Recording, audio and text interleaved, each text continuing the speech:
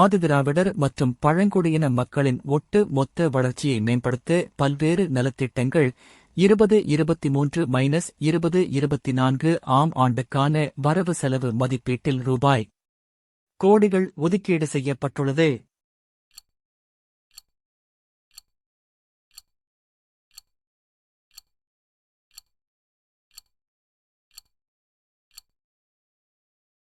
சரியான விடை சி.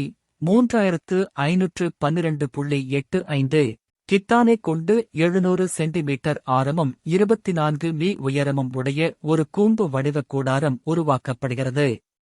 செவ்வக வடிவ கித்தானின் அகலம் 4 மீ எனில் அதன் நீளம் காண்க.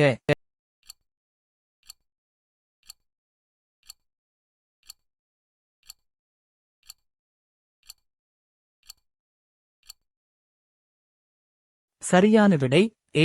137.5 மீ.